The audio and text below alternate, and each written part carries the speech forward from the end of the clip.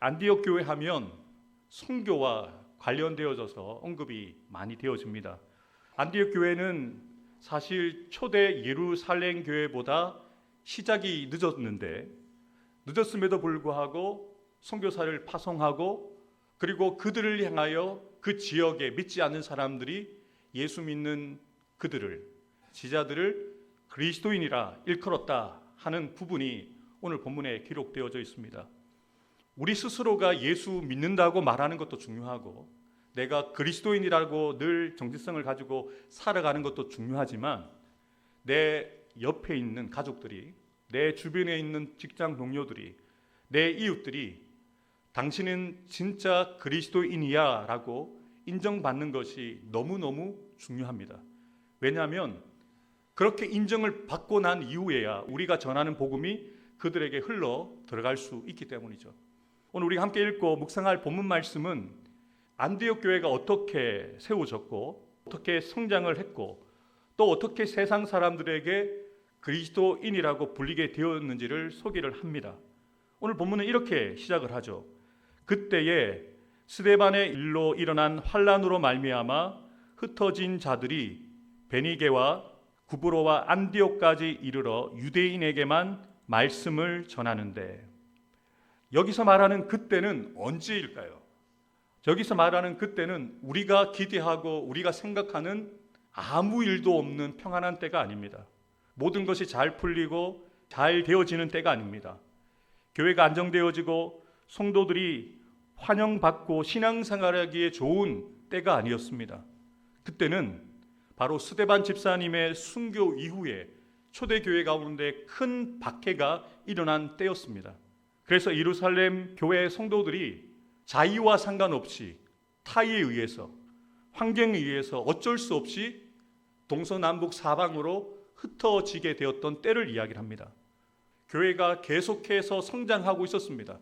그래서 구제하는 일이 너무 많아서 사도들은 말씀을 전하는 일, 기도하는 일에 전무하기 위해서 7 지사를 세우기까지 교회가 기하급수적으로 성장을 했거든요.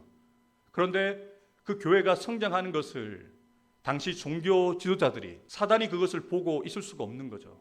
그래서 스데반 집사가 초대 교회 성도들 가운데 순교자가 되어 그것을 계기로 더 많은 사람들이 핍박을 당하고 순교를 하는 일들이 예루살렘 교회 가운데 일어났다는 거죠.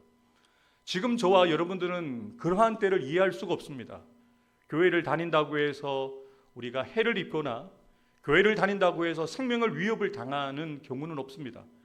그런데 초대 예루살렘 당시에는 예수 믿는다는 것을 드러내서 다닐 수가 없었다는 거죠.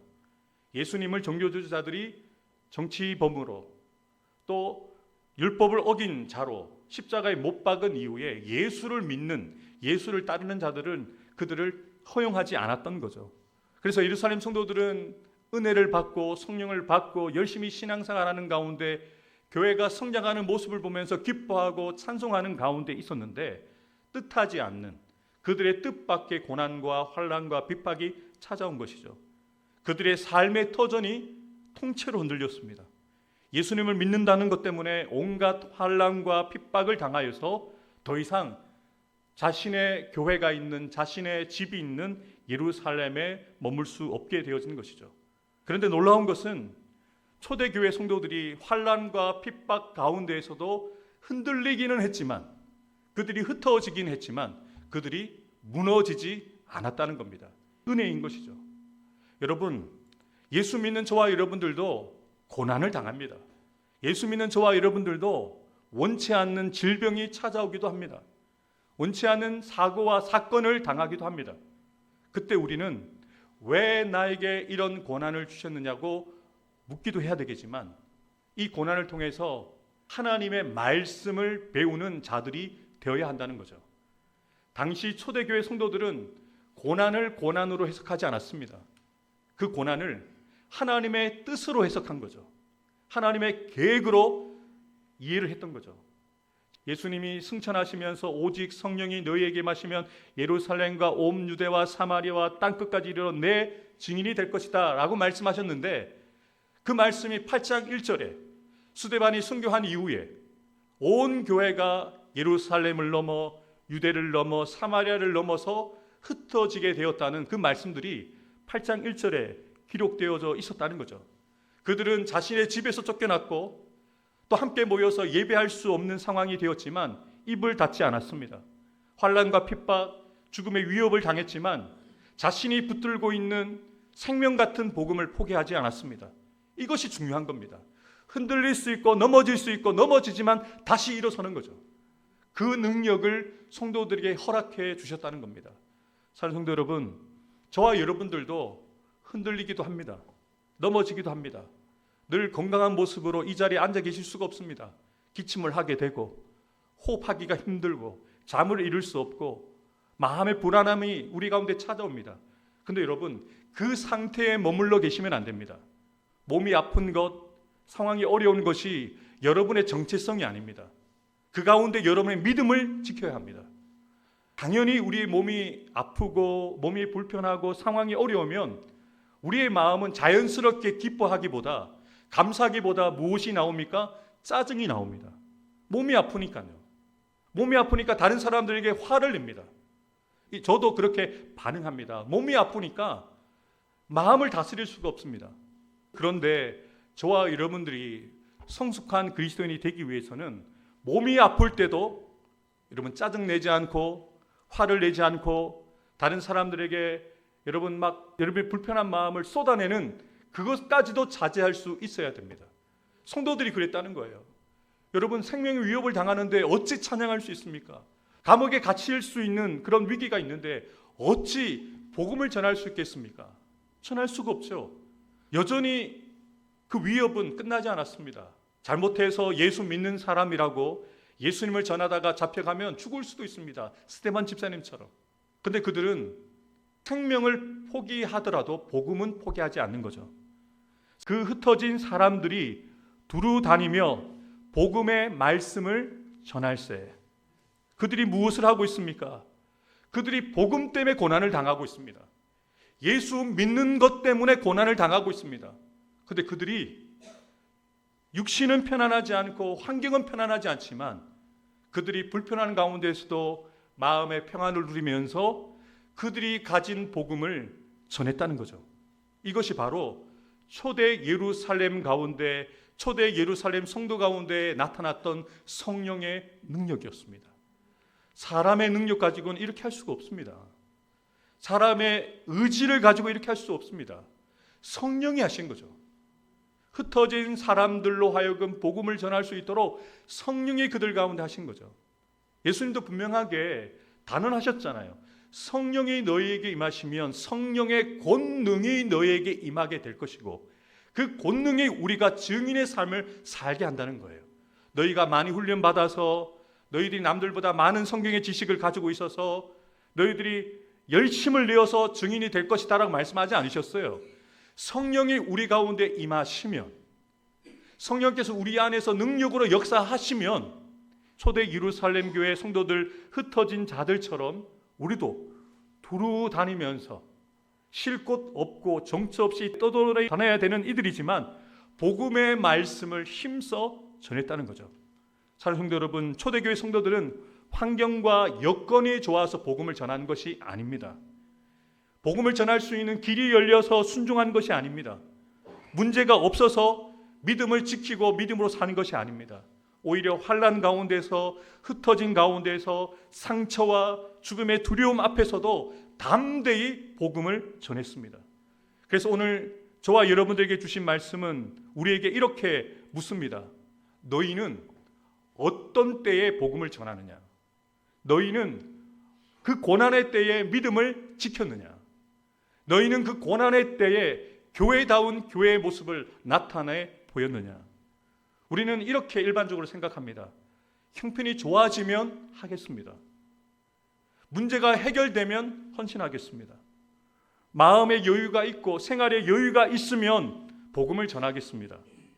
교회가 더 안정되어지면 사명을 감당하겠습니다.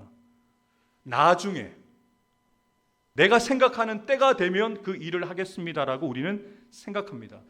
그런데 여러분, 내일 일을 우리는 장담할 수가 없습니다. 우리가 붙들 수 있는 시간은 지금이라는 시간입니다. 지금이라는 시간 이후의 시간은 하나님이 붙들고 계시기 때문에 우리의 계획을 세운다고 하더라도 우리의 계획대로 되어지지 않습니다. 하나님의 말씀은 좋은 때가 아니라 그 때에, 고난의 때에, 흩어질 수밖에 없는 환난과 핍박의 때에 순종한 사람들이 복음을 전하였다라고 우리에게 도전하고 있는 거죠. 여러분, 믿음은 평안할 때만, 좋을 때만 드러나는 것이 아닙니다. 오히려 믿음은 가장 어려운 때에, 가장 육신이 아픈 때에, 가장 가정이 경제적으로 어려울 때에, 직장이 어려울 때에, 나라와 민족이 어려울 때에 믿음이 더욱더 확연하게 드러나게 됩니다. 교회 다움은 교회가 안정적일 때, 풍성할 때만 드러나는 것이 아닙니다. 오히려 교회 다움은 흔들릴 때, 아플 때, 흩어질 때 더 분명하게 나타난다는 것을 초대 예루살렘 교회 성도들을 통해서 우리가 보게 되는 것이죠. 성도 여러분, 아직 우리는 그때에 머물러 있습니다. 아직 그때에서 비로소까지 나아가지 못하고 있습니다. 사실 초대 예루살렘 교회들도 그때라는 시간이 없었다면 예루살렘 교회에서 모여서 자신들끼리 함께 교제하는 즐거움을 누리고 함께 떡을 나누고 말씀을 배우고 훈련받아서 그 교회를 키우는 일에 집중했을 겁니다. 그런데 그 고난과 환난과 핍박의 그때가 있었기 때문에 성도들이 흩어지게 된 거죠. 성도들이 예수님의 말씀에 순종하게 된 거죠. 예루살렘을 넘어서 유대를 넘어서 사마리아를 넘어서 이방 땅까지 그 복음을 들고 나가게 되었다는 것이죠. 이것을 그들이 알았을까요? 고난 당하는 그때에 이 고난이 복음을 전할 수 있는 기회라고 생각할 수 있었을까요? 우리의 육신의 눈은, 우리의 연약한 우리의 영성은 위기를 위기로만 봅니다.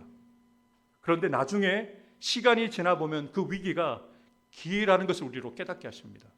하나님의 말씀을 더욱더 확연하게 들을 수 있는 기회, 하나님의 그 사명을 온전히 감당할 수 있는 기회가 되게 하신다는 거죠.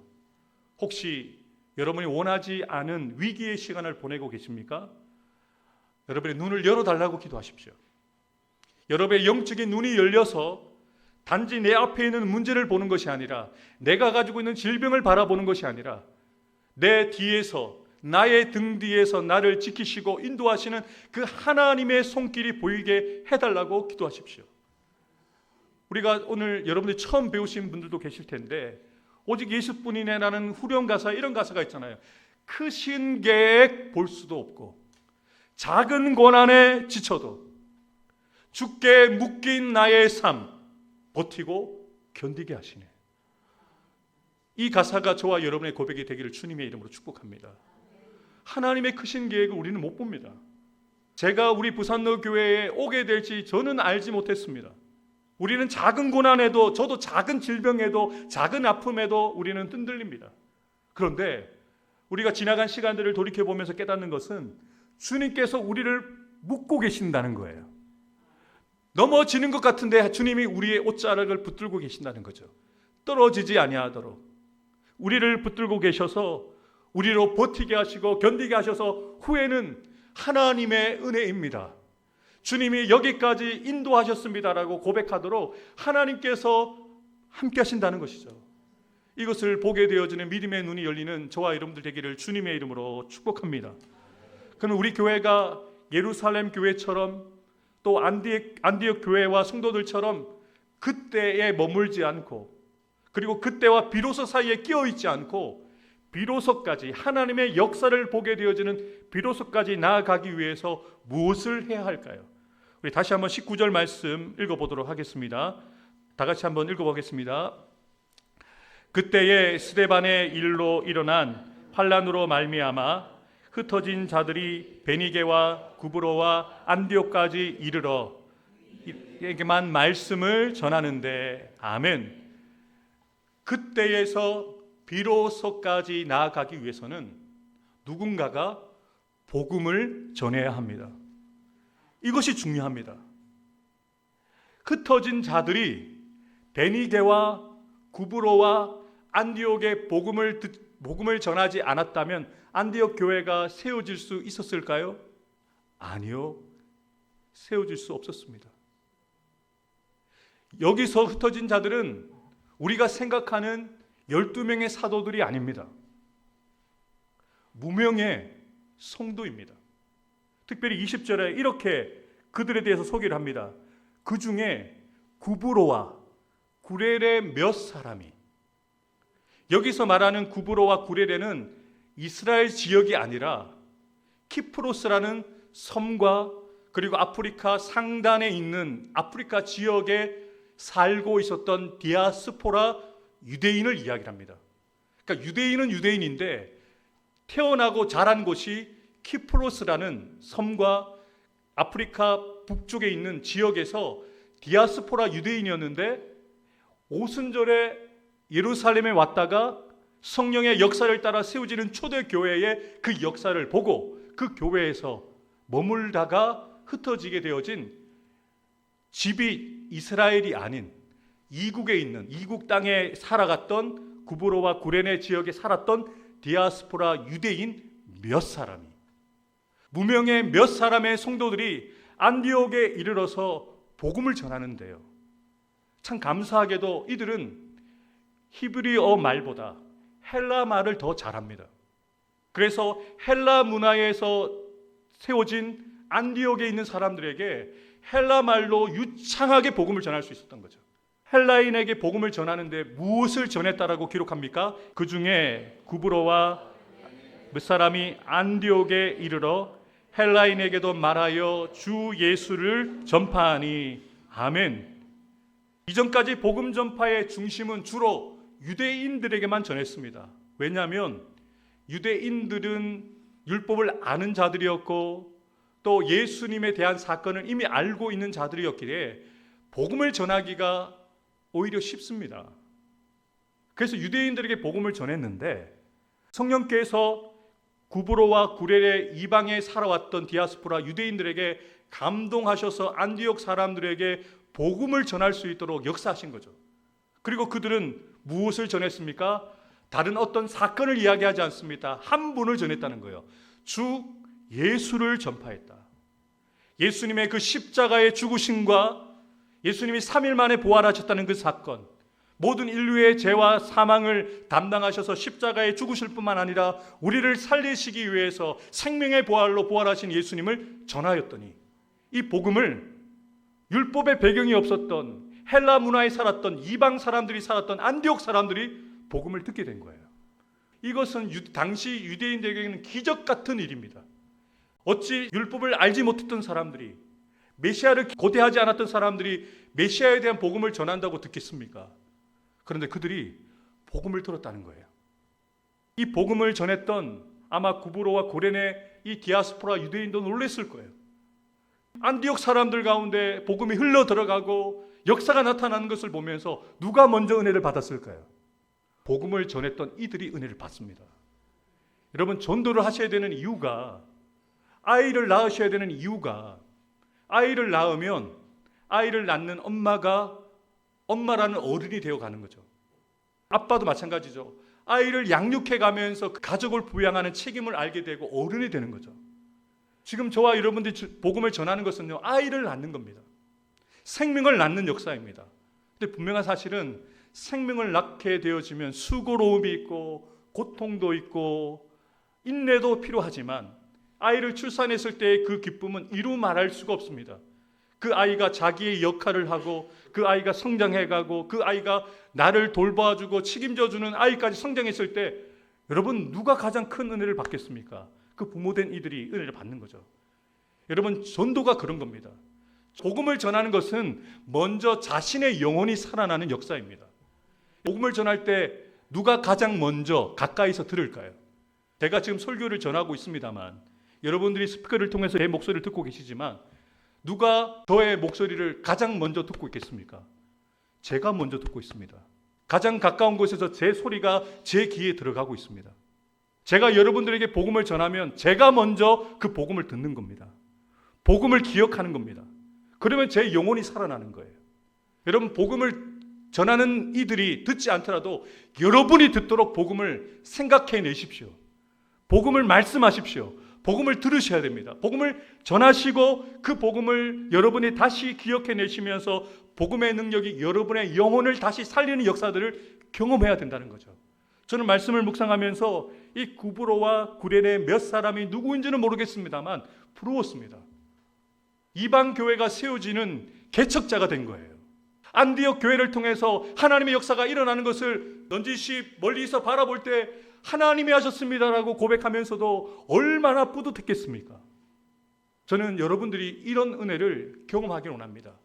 여러분의 눈물의 기도와 피땀의 헌신으로 우리 부산로 교회가 성장하는 것, 성숙되어져 가는 것, 이 성령 가득히 잃어버린 영혼들이 주께 일어나와서 함께 예배하는 현장을 볼 때 나의 기도가, 나의 피와 땀의 헌신이 우리 교회를 하나님의 은혜가 부어질 수 있도록 나를 통하여 일하셨다, 하나님이 하셨다라고 고백한다면 얼마나 감사하겠습니까? 여러분, 평생 신앙생활할 때 나 하나 구원받고 나 하나 천국 가기 위해서 예수 믿는 것 아닙니다.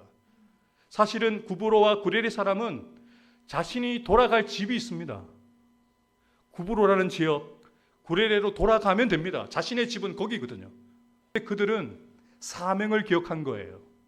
땅끝까지 이르러 복음을 전하라고 말씀하신 그 말씀을 기억하면서 편안한 자리, 자신의 집으로 돌아가지 않고 불편하지만 예수님 전하기 위해서 안디옥으로 들어가서 자신이 잘할 수 있는 헬라 말로 복음을 전한 거죠. 산성도 여러분, 안디옥 교회는요 그렇게 세워졌습니다. 건물이 먼저 지어지고 조직이 먼저 만들어져서 장로를 세우고 안수집사를 세우고 권사를 세운 다음에 교회가 세워진 것이 아닙니다. 재정을 모으고 사람들을 모아서 세워진 교회가 아닙니다. 안디옥 교회는 그때에 흩어진 성도들의 복음을 전하는 일로서 시작되어진 교회라는 거죠. 사랑하는 성도 여러분, 교회는, 우리 부산로 교회는 복음의 토대 위에 세워져 가야 합니다. 사람이 아니라 담임 목사가 주인이 되고 성도들이 주인 되는 교회가 아니라 복음이신 예수님이 반석되시는 교회가 되어가야 한다는 거죠. 안디옥 교회는 예수 그리스도라는 반석 위에 견고하게 세워졌다는 거죠. 대단한 프로그램으로 세워진 교회가 아닙니다. 어떤 대단한 행사로 세워진 것이 아닙니다. 사람의 탁월한 능력으로 세워진 것이 아닙니다. 오직 예수 그리스도를 선포하였을 때, 예수님의 십자가 복음을 선포하였을 때 안디옥 교회가 예수님의 반석 위에 견고하게 세워졌다는 것이죠. 그들이 전한 것은 자신이 경험한 일들을 자랑한 것이 아닙니다. 자신이 경험한 간증을 한 것도 아닙니다. 내 안에 계시는 예수님을 자랑하기 시작했습니다. 사람들 가운데 역사하셨던 예수님을 말씀하기 시작했을 때 역사가 일어났다는 거죠. 저는 간절히 바라고 소망하는 것은 여러분의 입술 가운데 예수님이라는 이름이 매일매일 고백되어지기를 주님의 이름으로 축복합니다. 사람의 이름도 이야기하고 또 내 이름도 불려져야 되겠지만 여러분을 통해서 예수님이 생각나는 사람, 여러분들의 입술을 통하여 예수님을 말하는 사람이 되기를 주님의 이름으로 축복합니다. 사도 베드로는 분명하게 얘기했잖아요. 천하 인간의 구원을 받을 만한 다른 이름을 주신 일이 있다 없다? 없다. 예수의 이름 불러야 구원받습니다. 예수의 이름 부르는 가정이 구원받습니다. 예수님의 이름을 부르는 교회가 살아납니다. 예수님이 충만하게 역사하시는 교회가 다시 살아나게 되는 것이죠. 사랑하는 성도 여러분, 복음의 중심은 오직 예수님이십니다. 교회의 중심은 오직 예수님이십니다. 제가 전하고 있는 설교의 중심도 제가 하고 싶은 이야기가 아니라 저를 통해서 예수님이 전해져야 되고 여러분의 삶의 걸음걸음의 중심도 오직 예수님이어야 합니다. 그래서 여러분이 드렸던 찬양, 오직 예수뿐이네.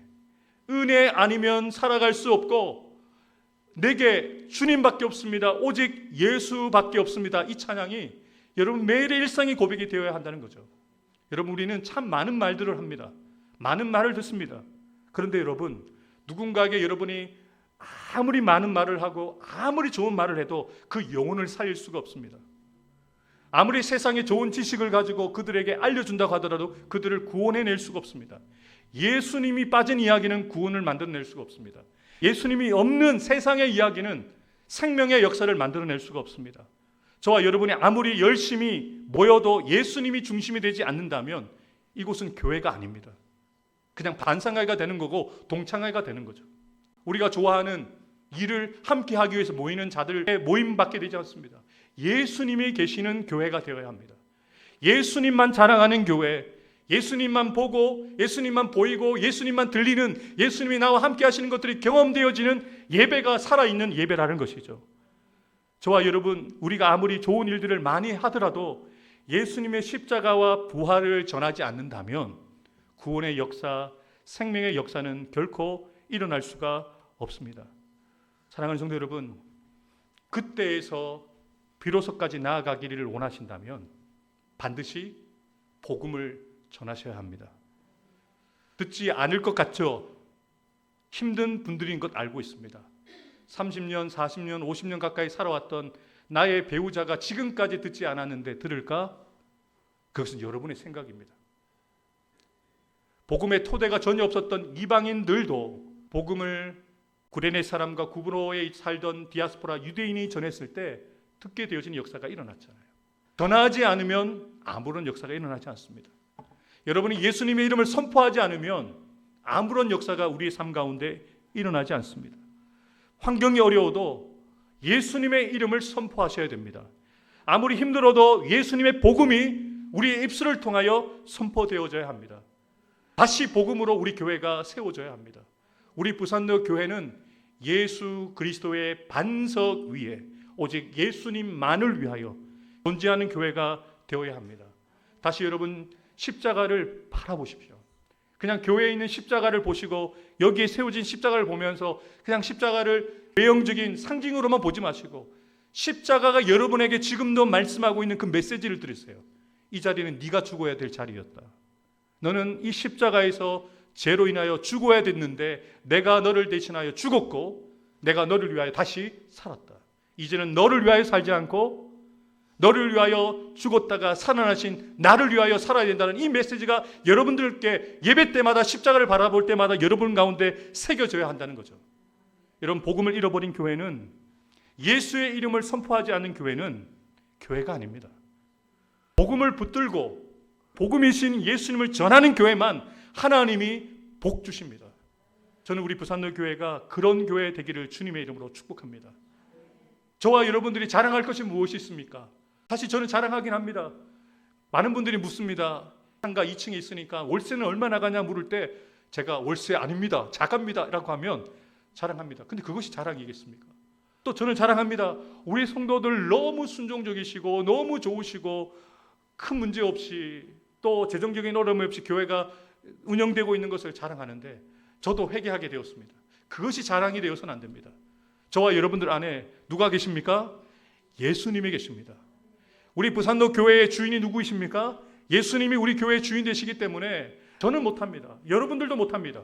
그런데 여러분, 그 예수님을 우리가 전하기 시작하고 우리가 기도할 때마다 예수님의 이름을 선포하고 간구하고 기도할 때 약속하셨기 때문에 우리의 기도를 들으시고 주님께서는 우리를 위하여 응답하여 주시고 역사해 주신다는 것을 분명하게 약속해 주셨습니다. 사랑하는 성도 여러분, 오늘 주신 말씀을 따라서 아직까지 교회는 내 나이만큼 수십 년 동안 다녔지만 그때에서 비로소 사이에 끼어 있는 분들이 많습니다. 본인의 신앙은 가지고 있습니다. 본인은 구원받았고 천국에 대한 확신도 있습니다만 아직도 한 번도 내 입술을 벌려서 누군가에게 예수를 전하지 못했던 분들, 아직도 한 번도 한 영혼도 주께로 인도하지 못했던 분들이 계시다면 여러분의 능력으로 하는 것이 아닙니다. 성령의 권능으로 하는 겁니다. 말씀과 기도로 하는 것입니다. 저는 우리 부산로 교회가 날마다 구원 얻는 수가 더해지는 초대 예루살렘 교회 같은 교회, 아무것도 없는 무에서 교회가 세워졌던 예수 그리스도의 복음으로 세워진 안디옥 교회처럼 우리 교회도 오직 예수의 십자가 복음으로 돌아가는, 예수의 십자가 복음을 선포하는 저와 여러분들이 되기를 주님의 이름으로 축복합니다. 기도하겠습니다.